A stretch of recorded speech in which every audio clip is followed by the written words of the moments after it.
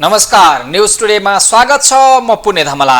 News टुडेमा हामी समसामयिक राजनीतिक घटनाक्रमका साथसाथै विभिन्न आर्थिक सामाजिक लगायतका विषयवस्तु उठान मात्रै गर्दैनौँ, यसको भित्री पाटो समेत केलाउने गर्छौँ र राजनीतिज्ञ विश्लेषक अर्थविद विषयसँग सरकार राख्ने पक्षको लाइभ धारणा समेत कार्यक्रममा प्रस्तुत गराउने गर्छौँ। अनि हामीले उठान गरिरहेका विषयवस्तुमाथि र यहाँ व्यक्त नेताका विभिन्न विषयविज्ञका धारणामाथि तपाईँ आम दर्शकको कुनै प्रतिक्रिया रहेको छ, तपाईहरू यसका विषयमा केही जानकारी दिन चाहनुहुन्छ, केही भन्न चाहनुहुन्छ भने समेत हामीले टेलिभिजनको स्क्रिनमा राखेको टेलिफोन नम्बरमा प्रत्यक्ष टेलिफोन सम्पर्कमा जोडेर तपाईँ आफ्नो धारणा राख्न सक्नुहुनेछ। हामीले उठान गरिरहेको विषयवस्तु मात्रै नभएर तपाईँ आफ्ना वरपरका कुनै पनि विषयवस्तुबारे जानकारी गराउँदै समाचार प्रसारण गर्न चाहनुहुन्छ भने समेत हामीलाई जानकारी गराउन सक्नुहुनेछ। तपाईहरुको लागि, आम दर्शकको लागि हामीले टेलिभिजनको स्क्रिनमा टेलिफोन नम्बर उपलब्ध गराएका छौँ। तपाई प्रत्यक्ष टेलिफोन सम्पर्क मार्फत हामीसँग जोडिन सक्नुहुनेछ र आफ्ना विषयवस्तुका साथसाथै हामीले उठान गरिरहेका विषयवस्तुमा धारणा राख्न सक्नुहुनेछ। विशेष गरी आज संसद दिवस, संघीय संसद दिवस विभिन्न कार्यक्रम गरी विभिन्न समारोहका बीच मनाइएको छ। संघीय संसद दिवस मनाउँदै गर्दा मङ्सिर 28 अर्थात् संघीय संसद दिवस मनाउँदै गर्दा संघीय संसदको उपलब्धि के, संघीय संसदको प्रभावकारिता के भन्ने विषयमा समेत विभिन्न बहस भइरहेका छन्, छलफल भइरहेका छन्। 18औं संघीय संसद दिवस हामीले मनाउँदै गर्दा यो दिवसको आवश्यकता के, संसदको आवश्यकता के, संसदको औचित्य के, संसदलाई कसरी प्रभावकारी बनाउने भन्ने कोणबाट विभिन्न छलफल भइरहेका छन्, बहस भइरहेका छन्, विचार विमर्शहरू उठिरहेका छन्।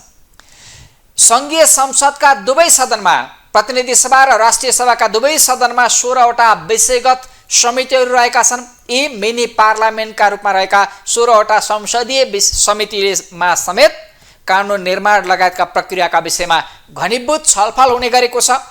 हुन त नेपालमा पहिलो पटक संसद स्थापना भने असार 16 गते भएको थियो।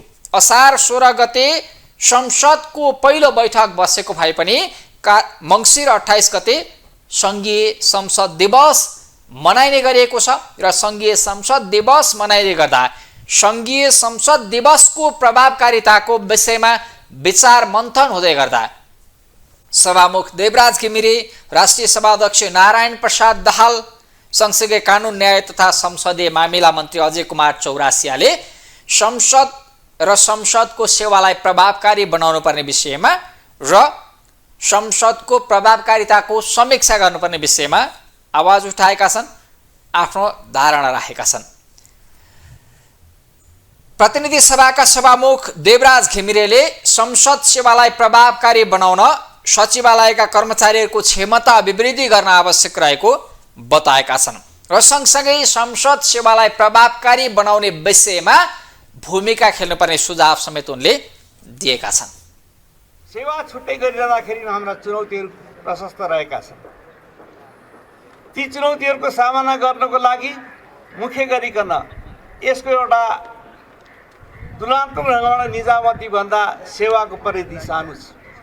तर यो परिधिभित्र विस्तृत ढङ्गबाट लाँदाखेरि यसले गर्नुपर्ने अनन्त कामहरू छन्। त्यसको मतलब उसको क्षमता वृद्धि, चाहे प्राज्ञिक क्षमताको कुरा होस्, चाहे व्यवहारिक क्षमताको कुरा होस्, चाहे दार्शनिक क्षमताको कुरा होस्, चाहे ऐतिहासिक क्षमताको कुरा होस्, विश्वव्यापी रूपमा आइरहेका चुनौतीहरूको सामना गर्दै अगाडि जान सक्षम पार्नको लागि कर्मचारीहरूका वृत्ति विकास मात्रै होइन, शैक्षिक योग्यताको विकास गर्ने, यस क्षेत्रको अनुसन्धानात्मक ढङ्गबाट कामहरू गर्ने र यहाँ काम गरे बापत उनीहरूले अरू कर्मचारीको तुलनामा कतिपय कुराहरू वञ्चित भएका कुराहरू पनि सापेक्षतामा त्यसको समाधानहरू खोज्ने, यी खालका कामहरूको बारेमा अझै हाम्रो ध्यान केन्द्रित हुन सकिरहेको छैन। यी सबै कुराहरूको आवश्यकताको मागहरू गरिरहँदाखेरि हामी राष्ट्रको सापेक्षतामै गर्छौँ। देशको राजनीतिक स्थिति, देशको आर्थिक स्थिति, देशको सामाजिक स्थिति, देशको राजनीतिक स्थितिकै सापेक्षतामा गर्छौँ। तर त्यो सापेक्षतामा पनि हामीले अझै ध्यान आकर्षित गर्न सकिरहेका छैनौँ। यसलाई त्यो ढङ्गमा लानको लागि मूलत हाम्रो प्रयत्न अथवा संसद सचिवालयको प्रयत्न नै प्रभावकारी हुनुपर्छ। यसको प्रयत्नले गर्दाखेरि नै ध्यान आकर्षित गर्न सकिन्छ। त्यसमा धेरै प्रयत्नहरू भइरहेको मैले पाएको छु। त्यसको लागि म कर्मचारी साथीहरूलाई यस अवसरमा हार्दिक धन्यवाद पनि ज्ञापन गर्न चाहन्छु।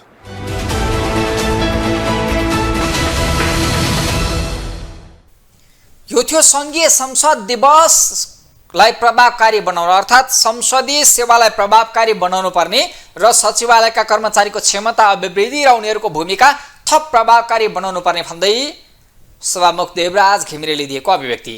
उनी त राजनीतिक आर्थिक सामाजिक स्थितिको समेत समीक्षा गर्दै अब संसदलाई प्रभावकारी बनाउने, संसदलाई जनता र देशको उपयोगिताको निम्ति कसरी अधिकतम सदुपयोग गर्ने भन्ने विषयमा समेत सरकार र सरकारलाई सबैले चासो व्यक्त गर्नुपर्ने धारणा सभामुख घिमिरेले अभिव्यक्त गरिरहेका छन्। यता राष्ट्रिय सभा अध्यक्ष नारायण दाहालले संसदको प्रभावकारिताबारे समीक्षा गर्नुपर्ने बेला आएको बताएका छन्। कानुन निर्माणमा भूमिका खेल्नुपर्नेमा जोड दिँदै अब संसदको प्रभावकारिता र यसको आवश्यकताको समीक्षा गर्नुपर्ने धारणा राष्ट्रिय सभा अध्यक्ष नारायण दाहालको रहेको छ। संसदको मुख्य काम कानुन निर्माण, संसदीय निगरानीका साथै सरकारलाई जनताप्रति उत्तरदायी बनाउन निरन्तर खबरदारी गरिरहनु हो। आजको संसदले आफ्नो मुख्य काममा कति प्रभावकारी भूमिका निर्वाह गरिरहेको छ। संसद सेवा र यसको आकर्षण सङ्घीय संसदको जिम्मेवारी र सांसदहरूको भूमिका कस्तो छ। 23 वर्ष अघि जुन लक्ष्य, उद्देश्य र सोच लिएर अलगै संसद सेवा गठन गरिएको थियो, यसको लक्ष्यमा हामी पुग्न सक्यौँ कि सकेनौँ? स्वायत्त सेवाको रूपमा गठन गरिएको संसद सेवाले संसदको प्रभावकारितामा योगदान दिन के कस्ता बाधा व्यवधानहरू भोगिरहेको छ? संसद सेवा आफैमा कति स्वायत्त र बलियो छ? सङ्घीय संसद सेवा दिवस मनाइरहँदा हामीले यस्ता सवालहरूमा विभिन्न फोरममा छलफल गरेर निष्कर्ष निकाल्नुपर्छ भन्ने मलाई लाग्छ। म विशेष जोड दिएर भन्न चाहन्छु, हरेक वर्ष मनाइने यस संसद सेवा दिवसका सन्दर्भमा मात्र छलफल बहस गरेर पुग्दैन। संसदको आवश्यकता अनुसार संसद सेवाको पुनर्संरचनाका लागि नीतिगत तथा व्यावहारिक पहल गर्दै बढाउन उत्तिकै जरुरी छ। हामीले संविधानमै राज्यका 3 अङ्ग र तिनका सन्तुलित भूमिकालाई प्रष्ट गरिसकेका छौँ। यसका बारेमा धेरै उल्लेख गरिरहनु जरुरी छैन, तर व्यावहारिक रूपमा त्यसको प्रयोग भइरहेको छ कि छैन, यस बारेमा पनि हामी सबै पक्षले समीक्षा गर्न जरुरी छ।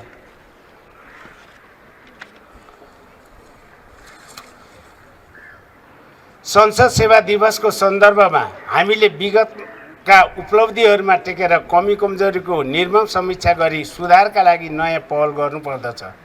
मलाई के लाग्छ भने संसदलाई अझ सक्षम, प्रभावकारी र बलियो बनाउनका लागि संसद सेवालाई समयानुकूल परिमार्जन गर्न अब ढिलाइ गर्नु हुँदैन।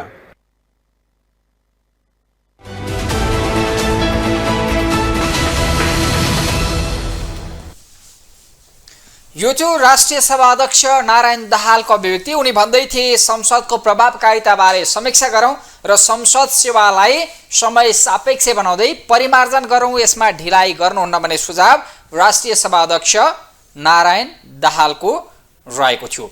यता कानुन न्याय तथा संसदीय मामिला मन्त्री अजय कुमार चौरासियाले निजामती कर्मचारी ऐन संशोधनको तयारीमा रहेको र छिट्टै प्रक्रिया पुरा हुने विश्वास संसद दिवसका अवसरमा संसदका कर्मचारीमाझ बाँडेका छन्। हामी जनप्रतिनिधिहरूले गर्ने कामहरूलाई व्यवस्थित रूपले, संवैधानिक रूपले व्यवस्थित गर्ने दायित्व र त्यहाँ भएका कमी कमजोरलाई सुधार गर्दै संसद सचिवालयका पदाधिकारीजीहरूले ऐन कानुन बनाउनेदेखि लिएर नेपालको संसदीय प्रणालीलाई अझ सशक्त बनाउने कामहरूमा जुन सहयोग गर्दै आउनु भएको छ, त्यसको लागि यहाँहरूलाई म धन्यवाद दिन चाहन्छु। र कर्मचारी युनियनका अध्यक्षले केही कुरा उठाउनु भएको छ। त्यसको सम्बन्धमा यहाँहरूलाई म के विश्वास दिलाउन चाहन्छु भने कर्मचारी ऐन संशोधनको अवस्थामा छ र त्यहाँ संसद सचिवालयका साथीहरूको मागलाई पनि सम्बोधन हुने गरी मुख्य सचिवज्यूले पनि भनिसक्नुभयो, सम्बोधन गरिने छ भन्ने यहाँहरूबाट आग्रह गर्न चाहन्छु। हामी संविधानलाई अझ व्यवस्थित गर्न ऐन कानुनमा भएका कमी कमजोरी सर्वोच्च अदालतले पटक पटक आफ्नो निर्णयहरूमा दिएको सुझावहरू निर्णयहरूलाई कसरी अझ यो संविधानभित्र ऐन कानुनभित्र व्यवस्थित ढङ्गले लोकतान्त्रिक अन्य लोकतान्त्रिक मुलुकहरूमा जुन व्यवस्था छ त्यसको मेल हुने गरी त्यसलाई अगाडिको दिनमा सशक्त र प्रभावकारितामूलक संशोधन गर्ने लगायतमा यहाँहरूको ठुलो सहयोग छ।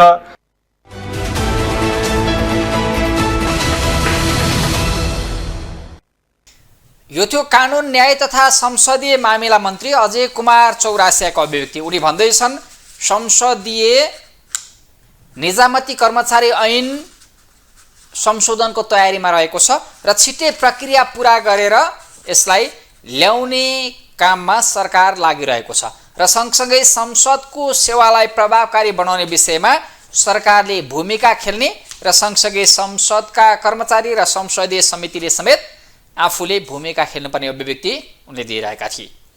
यता प्रधानमन्त्री केपी शर्मा ओलीले एसियाका ज्योतिको रूपमा परिचित गौतम बुद्धको जन्मस्थल काठमाडौँमा नन्हाई बुद्ध धर्म गोलमेज सम्मेलन हुनु एउटा उपलब्धि भएको बताएका छन्। यो गोलमेज सम्मेलन उद्घाटन गर्दै बुद्ध धर्मले नेपाल चीन बीचको सम्बन्धलाई थप प्रगाढ बनाउने विश्वास व्यक्त गर्दै नेपाल बौद्ध मार्गका लागि अध्ययनको थलो भएको बुद्धको जन्मस्थल लुम्बिनीलाई समृद्ध र संरक्षण गर्न अन्तर्राष्ट्रिय समुदाय विशेष गरी बुद्धिस्ट वर्गले साथ सहयोग गर्नुपर्ने आवश्यकता प्रधानमन्त्री केपी शर्मा ओलीले औल्याएका छन्।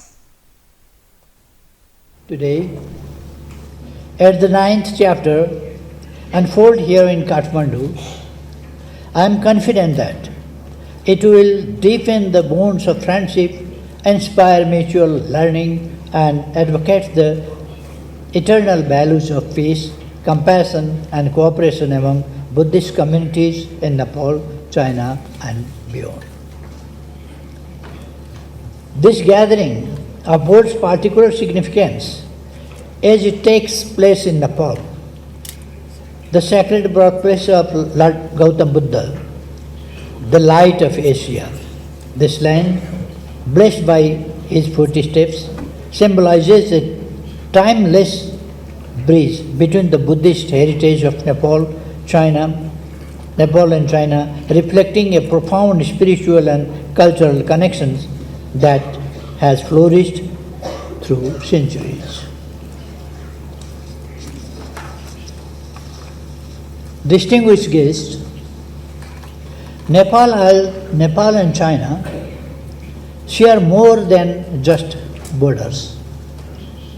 We are bound by the timeless tapestry of our history, the majestic embrace of our mountains, the life-giving flow of our rivers, and the profound richness of our cultures.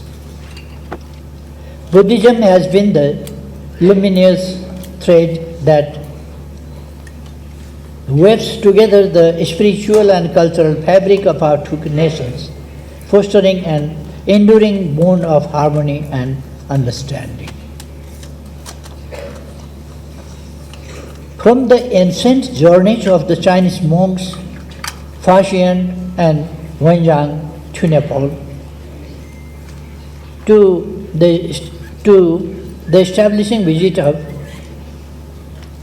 the enlightening visit of Nepali scholar Buddhabhadra to China, our shared history is replete with exchanges of wisdom and learning.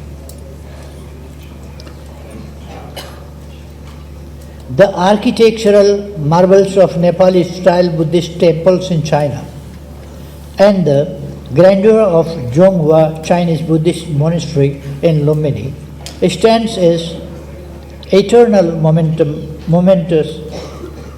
to this enduring connection.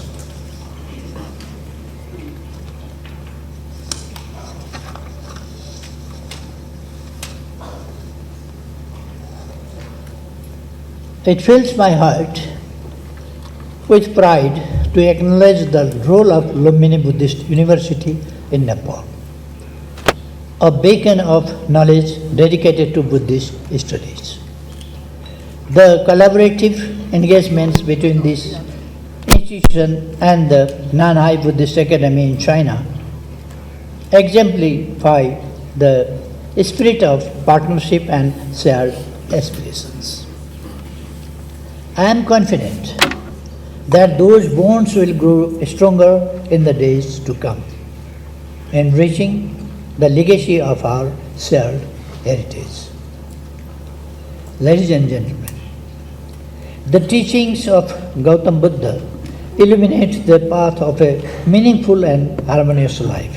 His profound message of love, compassion, non-violence, and universal peace transcends the bonds of times, offering solace and guidance to humanity in its moments of despair.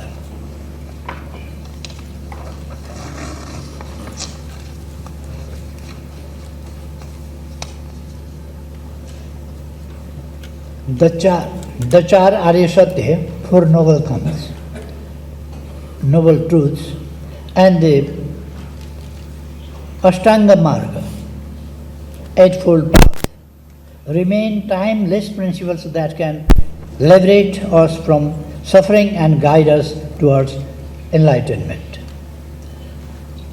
In an age marked by materialism and division, the wisdom of Buddha resonates even more powerfully, reminding us of the need to nurture compassion, embrace peace, and uphold the Panchasila, 5 moral precepts. This forum, convened in the spirit of these sacred teachings, is a beacon of hope for a world yearning for peace and cooperation. It is heartening to learn that the Kathmandu Forum will be followed by a youth forum and the World Peace Player ceremony in Lumbini, inspiring younger generations to carry forward the luminous legacy of Buddha and his teachings. Before I conclude, I extend my deepest gratitude to the organizers for bringing together this august gathering for the global Buddhist community to champion the cause of harmony and peace. May this forum serve as a guiding light, fostering love, compassion, and understanding across nations and the peoples. Let it inspire humanity to walk the noble path led out by Gautam Buddha, leading to a life of peace, fulfillment, and collective prosperity.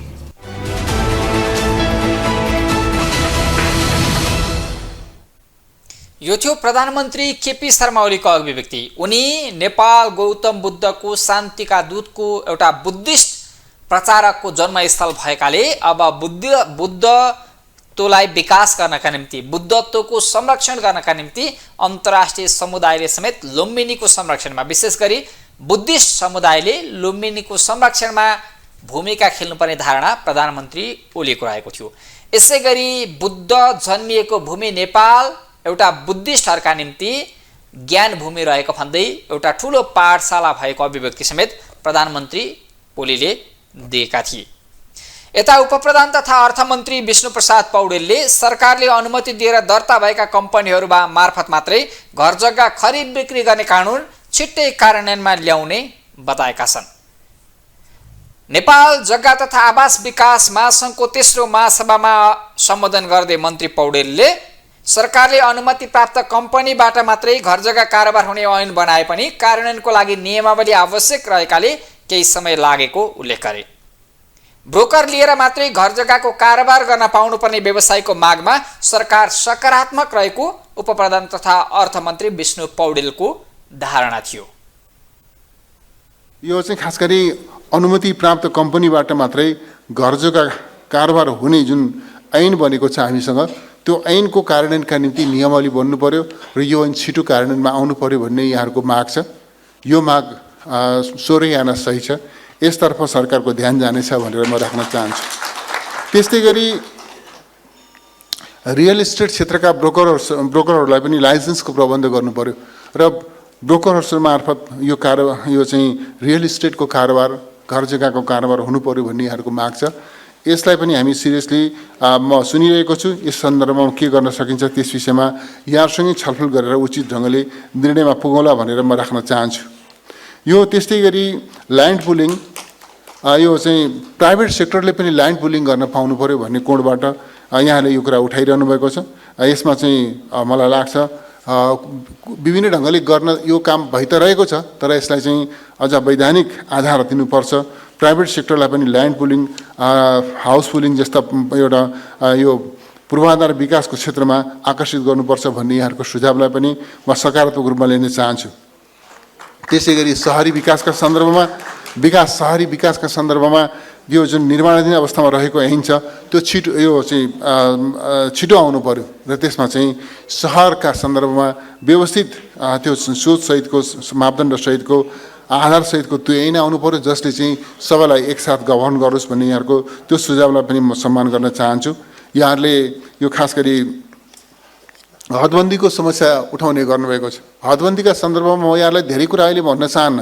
हदबन्दी एउटा समयमा हदबन्दीको व्यवस्थाले हाम्रो समाजलाई अगाडि लाने सन्दर्भमा सकारात्मक योगदान गरेको थियो। खास गरी जमिनदारी व्यवस्थालाई अन्त्य गर्नका निम्ति र भूस्वामित्वमा जुन निजी केही सीमित व्यक्तिको हातमा अधिक भूस्वामित्व थियो त्यसलाई अन्त्य गर्ने सिलसिलामा त्यसले महत्त्वपूर्ण भूमिका खेलेको थियो। त्यो भूमि सुधारले, त्यो हदबन्दीको व्यवस्थाले जे योगदान गर्नुपर्ने त्यो योगदान गरिसक्यो भन्ने मलाई पनि लाग्छ।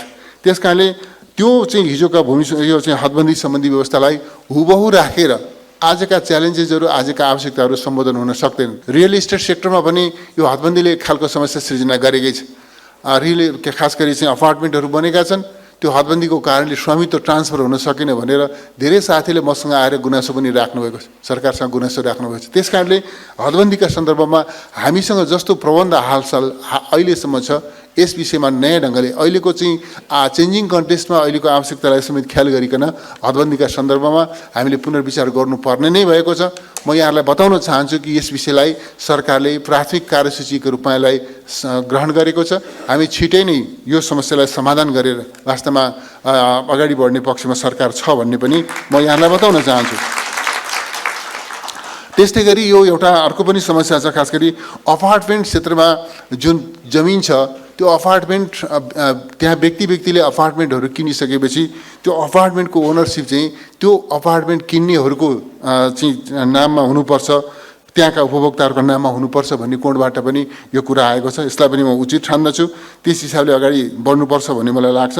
र यो पछिल्ला दिनहरूमा यो घर जग्गा कारोबारमा जुन प्रकारको सङ्कुचन आएको छ, यो सङ्कुचनलाई कसरी हामी व्यवस्थापन गर्छौँ, कसरी समाधान गर्छौँ, यस विषयमा यहाँले निरन्तर चासो राख्नुभएको छ, सुझावहरू दिनुभएको छ, अपेक्षा गर्नुभएको छ।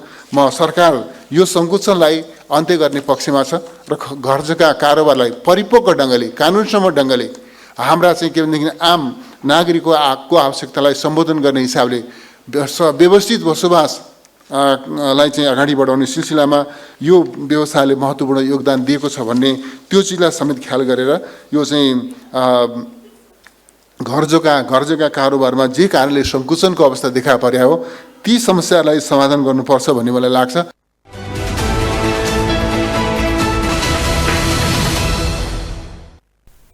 यो थियो उपप्रधान तथा अर्थमन्त्री विष्णुप्रसाद पौडेलको अभिव्यक्ति।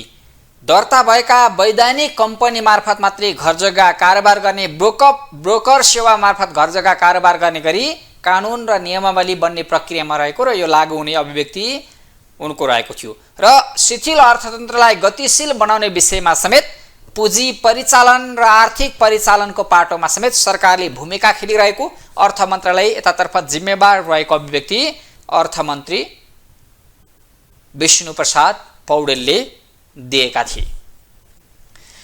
यता नेपाल पत्रकार महासङ्घको चुनाव सम्पन्न भएको छ। नेपाल पत्रकार महासङ्घको चुनावको 10 बजेदेखि 4 बजेसम्म मतदानको प्रक्रिया पुरा भएर यति बेला मत सङ्कलन भएको छ। ब्यालेटमा खसेको मत सङ्कलन भएको छ। अब नेपाल पत्रकार महासङ्घले कस्तो नेतृत्व पाउला, कस्तो खालको पत्रकार महासङ्घको नेतृत्व आउला भन्ने विषयमा आम चासो रहेको छ। विशेष गरी सञ्चारकर्मीहरूमा यो अलि बढी चासो रहेको छ। जिल्ला प्रदेश र केन्द्रीय कार्य समितिका लागि एकैचोटि भएको मतदानमा केन्द्रीय समिति, 10 प्रदेश समिति र 77 जिल्ला शाखाले अब नयाँ नेतृत्व पाउने भएका छन्। नेपाल पत्रकार महासङ्घको चुनावी माहौल कस्तो देखियो र कति प्रतिशत मत खस्यो, अब मत ब्यालेटमा खसिसकेपछि कस्तो आकलन गर्न सक्छ, मत रुझान के छ त, यिनै विषयमा कुराकानी गर्न हामीसँग यति बेला श्रमजीवी पत्रकार सङ्घका अध्यक्ष समेत रहेका नेपाल पत्रकार महासङ्घका महासचिवका प्रत्याशी जन्मदेव जैसी प्रत्यक्ष टेलिफोन सम्पर्कमा हुनुहुन्छ। स्वागत छ यहाँलाई कार्यक्रममा। हजुर हजुर, धन्यवाद। चिन्ने नेपाल पत्रकार महासङ्घले अब सङ्घीयमा केन्द्रीय समितिमा मात्रै होइन 10 वटा प्रदेश समिति र 77 वटै जिल्लामा नयाँ नेतृत्व पाउनेछ। मतदान सम्पन्न भएको छ, ब्यालेटभित्र मत खसेको छ। यो मतदानको अवस्था चाहिँ कस्तो रह्यो? तपाईँ आफै उम्मेदवार, एउटा प्रत्याशी हुनुहुन्छ, एउटा प्यानलबाट, प्यानल सहित चुनावी मैदानमा हुनुहुन्छ, कस्तो रह्यो चुनावको माहौल? वास्तवमा अहिले मैले सरस्वती 7वटा प्रदेश बाहिर र भ्याली प्लस प्रतिष्ठान र एसोसिएट सहित 10वटा प्रदेशसँग मैले सरकार जुत्दाखेरि विगतमा जस्तो उत्साहजनक अलिकति कम भयो होइन। कम्तीको चाहिँ 60% पनि पुग्नुको कुरा गर्दैछन् साथीहरू होइन। अब मैले निर्वाचन समितिका साथीहरूसँग बुझ्न पाएको छैन, तर फिल्डको बुझाइको आधारमा जस्तै 1100 मत भएको काठमाडौँमा 750 मात्रै खस्यो भनेपछि 400 झन्डै 400 मत खसेन। त्यस्तै कतिपय जिल्लाहरूमा यहाँहरूलाई थाहा छ सर्वसम्मत पनि भयो कतिपय जिल्लाहरू होइन। र पछिल्लो खसेको हेर्दाखेरि विगतको जस्तो अलिक उत्साह कम पाइयो भन्ने छ साथीहरूको। भनेपछि धेरै जिल्लाहरू, केही जिल्लाहरू निर्विरोध पनि भए, सर्वसम्मत पनि भयो भनेको मतलब महासङ्घप्रति विगतको जुन आकर्षण थियो नि त्यो आकर्षण अलिकति घटेको देखियो। भनेपछि सञ्चारकर्मीहरू जो श्रमजीवी हुन्, श्रममा विश्वास गर्छन्, उनीहरूले चाहिँ यो महासङ्घ हाम्रो छाता सङ्गठन बन्न सकेन, महासङ्घका पदाधिकारी नेतृत्व चयन गरेर पठाइसकेपछि उनीहरू हाम्रो हकित, हाम्रा समस्यामा खरो रूपमा उत्रिन सकेनन्, यहाँ राजनीतिकरण बढी हावी भयो भन्ने खालको बुझाइ मतदानको प्रक्रियाबाट यो सङ्केत देखियो। सही भन्नुभएको छ। किनभने वैशाखमा भएको महाधिवेशनको उद्घाटन, मङ्सिरमा आएर निर्वाचन हुन्छ, यो पनि एउटा महाधिवेशनकै एउटा चरण मानिन्छ निर्वाचनलाई पनि। एउटै अझ त भन्ने हो भने 1 महिनाभित्र सबै सकिसक्नुपर्ने हाम्रो हो, प्रथम त त्यो कर्तव्य थियो। तर त्यो पनि नगरेर अध्यक्षले राजीनामा दिनुपर्ने, फेरि कार्यवाहक अध्यक्ष उपाध्यक्षले पाएर उहाँले पनि राजीनामा दिनुपर्ने भन्ने जो स्थिति बन्यो नि, एउटातिर त्यो भयो भने दोस्रो चाहिँ श्रमजीवीका मुद्दा, प्रेस तथा अभिव्यक्ति स्वतन्त्रताको मुद्दा, स्वतन्त्र इन्डिपेन्डेन्ट मिडिया, स्वरोजगार मिडियाको संरक्षणको मुद्दामा महासङ्घले पैरवी गर्न नसकेको, जहाँ चाहिँ जसका कारण क्रियाशील पत्रकारहरूको आकर्षण छैन। बरु चाहिँ के हो भने त्योभन्दा बढी चाहिँ तपाईँको राजनीतिक कार्यकर्तालाई सदस्यता दिने जुन एउटा खालको प्रतिस्पर्धै भयो नि होइन साङ्गठनिक हस्तक्षेपका कारण, जसका कारण पत्रकारहरू सक्रिय नहुने बित्तिकै तपाईँको त्यो कसरी उत्साहजनक हुन्छ? विगतको जस्तो भएन, अलिक कमै भएको छ। यो मतदानमा श्रमजीवीको उत्साह देखिएन, केवल महासङ्घको निर्वाचन लड्न अथवा मतदानका निम्ति चाहिँ जसले परिचय पत्रधारीहरू छन् उनीहरूको मात्रै एउटा उत्साह माहौल देखियो, यो बुझाइयो नै। समग्रमा उहाँहरूको सहभागितालाई पनि कसरी उत्साहजनक मान्ने होइन। 1100 को भोट सङ्ख्यामा 700 खस्नु, काठमाडौँ जस्तो जिल्ला होइन भने बाहिर चाहिँ अधिकांश जिल्लाहरूमा सर्वसम्मत हुनुको मतलब चाहिँ के हो भने महासङ्घको नेतृत्वप्रति महासङ्घमा जानका निम्ति साथीहरूको धेरै बढी पहिलाको जस्तो इन्ट्रेस्ट देखिएन। किनभने त्यहाँबाट केही पनि हुँदैन त किन जाने, होइन? सदस्य बनिराखौँ, कहीँ न कहीँ चाहिँ यसो जिल्लामा बैठक सैठक बोलाउँदाखेरि महासङ्घको मान्छे भन्लान्, प्रतिनिधित्व गर्लान् भन्ने हिसाबले रहने बाहेक, होइन, विगतको जस्तो महासङ्घको जुन गरिमा, जुन उचाइ थियो नि, जुन यसको प्रतिष्ठा थियो नि, सङ्गठनहरूको अनावश्यक हस्तक्षेप हुँदा हुँदा पार्टीका नेताहरूकै हस्तक्षेपका कारण यसको गरिमालाई झन घटाइएको छ, जसको असर देशैभरि यो निर्वाचनमा विगतको भन्दा उत्साह घटेको छ। सहभागिताका हिसाबले निर्वाचनमा एजेन्डाको बहस त कहिल्यै भएन। व्यक्ति, एलायन्स, दलका चाहिँ सङ्गठनहरूको गुट पात्रमा मात्रै केन्द्रित भएको छ चुनाव, जुन दुःखद कुरा हो। डेमोक्रेसी भनेको त एजेन्डा सहितको बहस सहितको निर्वाचन हुनु पर्थ्यो। महाधिवेशन भनेको नयाँ नीति पनि हो, नयाँ नेतृत्व दुइटै चयन गर्ने महाधिवेशनको एउटा मान्यता हुन्छ। तर यो नीति सम्बन्धी भन्दा पनि व्यक्ति सम्बन्धी मात्र केन्द्रित भयो, जसका कारण यसको गरिमालाई विगतको तुलनामा अझै घटेको, विश्वास घटेको पाइएको छ। जस्तै यो भनिरहँदा तपाईँले नीतिमा बहस भएन, श्रमजीवीका मुद्दामा बहस भएन, केवल व्यक्ति केन्द्रित भएर चाहिँ एउटा निर्वाचन भयो, माहौल उत्साह देखिन भनिँदै गर्दा अध्यक्षका 4 प्रत्याशी छन्, त्यो मध्ये एउटा प्यानल सहितको नेतृत्व तपाईँ सहित प्रतिस्पर्धी रहेको एउटा समूहले गरिरहेको छ, अनि तपाईँहरूकै समूहको प्रतिनिधित्व र निर्वाचनमा प्रत्याशी बन्नुपर्ने आवश्यकता चाहिँ केले औल्याउनु भयो तपाईँहरूले? हामीले चाहिँ यो निर्वाचनमा किन सहभागिता जनाएको भने यो महासङ्घलाई जसरी सिद्ध्याउने काम भयो, जसरी यसको गरिमालाई कमजोर बनाउने काम भयो, त्यसलाई माथि उठाउनु पर्छ। यो दलीय सिन्डिकेट र दलीय भागभण्डाको चाहिँ जुन प्रवृत्ति छ, यसको अन्त्यका निम्ति यसका विरुद्धको विद्रोह पनि थियो हाम्रो, होइन? तर चाहिँ फेरि पनि के हो भने हिजो सदस्य बनाउनका निम्ति जुन 8औं महिना यहाँ तछाड मछाड, होइन, रसाकसी जो बन्यो नि, अन्ततगत फेरि यिनीहरूले आफ्नो इन्ट्रेस्ट पुरा गरी छाडे। त्यो पुरा भएपछि मात्र निर्वाचन गर्न तयार भएका हुन्, सहमत भएका हुन्। त्यो नभएको अझै पनि गर्दैन थिए। तर हामीहरू सबैको दबाब र यिनीहरूको आंशिक इन्ट्रेस्ट पुरा भएपछि निर्वाचन त भयो, तर निर्वाचनमा विगतको जस्तो उत्साह रहेन। र अर्को कुरा चाहिँ के हो भने हामी जाने कुरा र त्यहाँबाट चाहिँ त्यसलाई रूपान्तरण गर्ने कुरा, महासङ्घ भनेको एउटा दबाब समूह, एउटा नागरिक अगुवा संस्थाको रूपमा यसलाई पुनर्स्थापित गर्ने जुन हाम्रो अभियान हो, यसमा राजनीतिक हस्तक्षेपका कारण क्रियाशील पत्रकार साथीहरूको सहभागिता न्यून भयो। सक्रिय पत्रकार साथीहरू, श्रमजीवी पत्रकार साथीहरूको चाहिँ सक्रियता कम रह्यो, किनभने यसप्रतिको विश्वास हराउँदै गएको छ। त्यो असाध्यै दुःखद कुरा छ। जस्तै यो मतदान सम्पन्न भएको छ, मत ब्यालेट्स भित्र छ, यति बेला काङ्ग्रेस एमालेको संयुक्त गठबन्धनबाट निर्मला शर्मा सहितको प्यानल छ, काङ्ग्रेसको बागी समूह छ जसलाई प्रेस सेन्टर र समाजवादी प्रेस सङ्गठनले समर्थन गरेको छ, रमेश विष्ट अध्यक्षको नेतृत्वमा अर्को प्यानल छ, देवी प्रसाद सापकोटा सहितको क्रियाशील पत्रकारहरूको साझा मोर्चाबाट अर्को उम्मेदवारी छ। यी 4वटा चुनावी अभियानको मत रुझान चाहिँ तपाईँले मतदानको प्रक्रिया निहाल्दा, त्यहाँको उत्साह माहौल निहाल्दा, अब मत ब्यालेटभित्र छ, यो हाम्रो आकलन चाहिँ मत परिणामले सही साबित गर्ला या नगर्ला, कस्तो देखिएको छ? रुझान चाहिँ कतातर्फ छ? मुख्यतः तीनटा प्यानल, 2टा पार्टी निगत सङ्गठन प्यानल र एउटा चाहिँ साझा र स्वतन्त्र, त्यसमाथि क्रियाशील र श्रमजीवी पत्रकारहरूको प्यानल, यो 3टा प्यानल बिचकै प्रतिस्पर्धा हो। तर यसमा एजेन्डा र मुद्दाका हिसाबले क्रियाशील र श्रमजीवी पत्रकारहरूको प्यानलले जितिसकेको छ। किनभने यो महासङ्घलाई दलीय कार्यकर्ता बिल्कुलै पत्रकारहरूको मात्रै चाहिँ महासङ्घ बनाऊ भन्ने जुन हाम्रो एजेन्डा थियो, त्यो त सबै देशभरिका साथीहरूले त्यसलाई अनुमोदन गर्नुभएको छ। त्यो मुद्दाले जितिसकेको छ। अब टेक्निकली बाकस मलाई लाग्छ फेरि पनि यहाँ षड्यन्त्र हुनसक्छ, किनभने सत्यले जब जित्न थाल्छ त्यसपछि असत्यहरू र गलत प्रवृत्तिहरूले षड्यन्त्र गर्ने नेपालको राजनीतिक परम्परा छ, ट्रेन्ड छ। जुन प्रवृत्ति प्रभावित हुन सक्छ भन्ने बुझायो तपाईँको?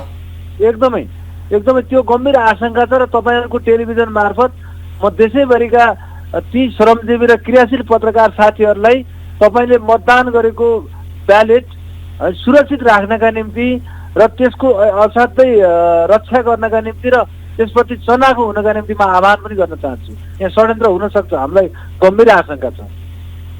भनेपछि श्रमजीवी र क्रियाशील पत्रकारहरूको मोर्चाकै पक्षमा चाहिँ यति बेला माहौल छ, मत रुझान छ भन्ने बुझाइ तपाईँको? एकदम त्यो माहौलबाट अत्तालिएर त्यसबाट विचलित भएर अनि त्यहाँबाट अरू षड्यन्त्रहरू हुन सक्ने, त्यसमा चाहिँ अन्य खालका चलखेल हुन सक्ने गम्भीर आशंका र सम्भावनाहरू छन्। त्यसका निम्ति म देशैभरिका हाम्रा साथीहरूलाई, तपाईँले फोन मसँग सम्पर्क गर्नु अगाडि म देशैभरिका हाम्रा साथीहरूलाई सचेत हुनका निम्ति म यहाँबाट अपिल गरिरहेको थिएँ, फोन मार्फत साथीहरूलाई गरिरहेको थिएँ। साथीहरू त्यत्रो सतर्कता अपनाउनुहुन्छ।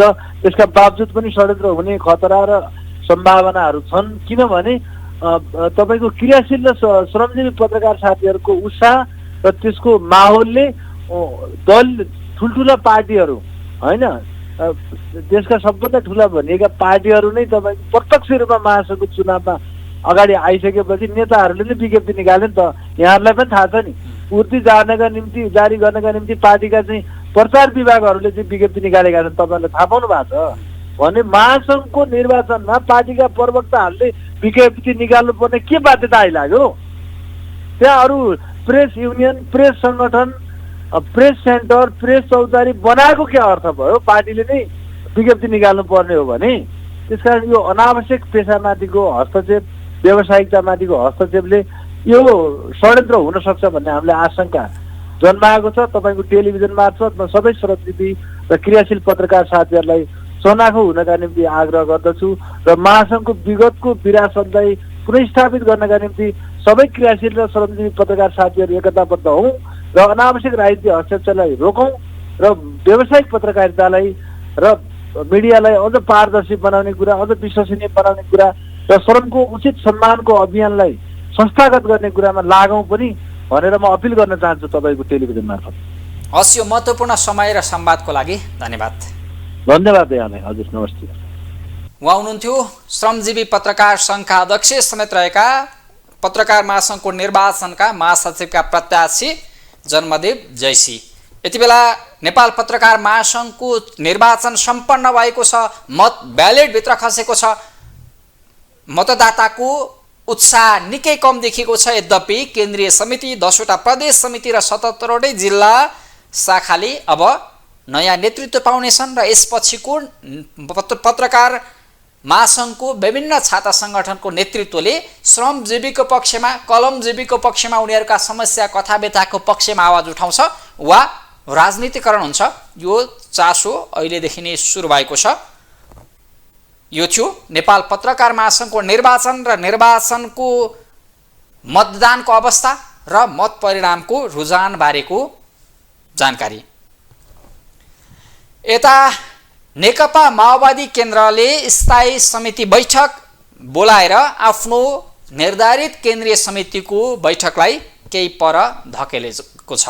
नेकपा माओवादी केन्द्रले पुस पहिलो साता गर्ने भनेको आफ्नो केन्द्रीय समिति बैठक पुस अन्तिम सातालाई सारेको छ र नेकपा माओवादी केन्द्रले स्थानीय तह निर्वाचनमा देखिएको मत रुझानले काङ्ग्रेस र एमालेको सिन्डिकेटमा अरू दलहरूलाई पाखा लगाउने जुन षड्यन्त्र गरिएको थियो, संविधान संशोधन लगायतको माध्यमबाट दुई दलीय सिन्डिकेट लाद्न खोजेको थियो, यी सब अभियान र काङ्ग्रेस एमालेका गतिविधि विफल भएको निर्णय समेत नेकपा माओवादी केन्द्रको स्थायी समिति बैठकले गरेको छ।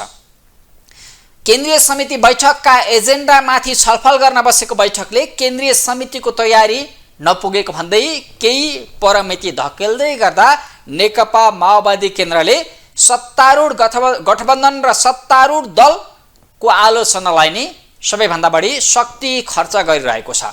सरकारको आलोचना सँगसँगै सत्तारूढ दलको आलोचना र स्थानीय तह उपनिर्वाचनको मतबाट हौसिएको नेकपा माओवादी केन्द्रले आफूलाई अब पूर्व माओवादीहरूलाई सङ्गठित गर्दै शक्तिशाली बन्ने र निर्वाचनको मत परिणाम आगामी 84 सालको निर्वाचनको मत परिणाम आफ्नो पक्षमा पार्ने अभियानलाई तीव्रता दिइरहेको छ।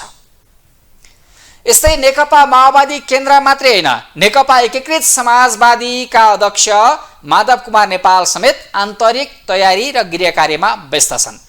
नेकपा एकीकृत समाजवादीको स्थायी समिति बैठक समेत बसेको छ। नेकपा एकीकृत समाजवादीको स्थायी समिति बैठकले बुधबार मात्रै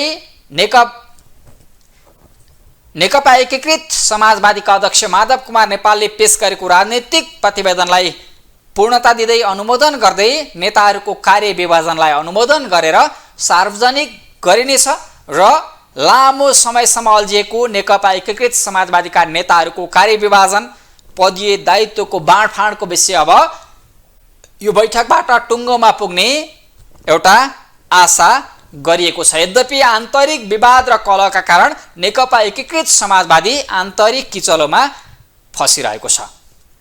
नेकपा एकीकृत समाजवादीको आन्तरिक बैठक, नेकपा माओवादी केन्द्रको आन्तरिक बैठकका साथसाथै सरकारले देशको अर्थतन्त्रलाई चलायमान बनाउन खेलिरहेको भूमिका, बुद्धको जन्मभूमि लुम्बिनी सँगसँगै नेपाल बुद्ध मार्गीहरूका लागि एउटा सिकाइको थलो, अध्ययनको केन्द्र बन्न सक्ने र लुम्बिनी क्षेत्रलाई संरक्षण गर्न अन्तर्राष्ट्रिय बौद्धिक जगतले नै भूमिका खेल्नुपर्ने भन्दै प्रधानमन्त्री केपी शर्मा ओलीले दिएको अभिव्यक्ति र सँगसँगै सङ्घीय संसद दिवसको अवसरमा सङ्घीय संसदको प्रभावकारिता र भूमिकाको विषयमा सभामुख राष्ट्रिय सभा अध्यक्ष लगायतले राखेको चासोका विषयमा आज हामीले सामग्री प्रस्तुत गर्यौं।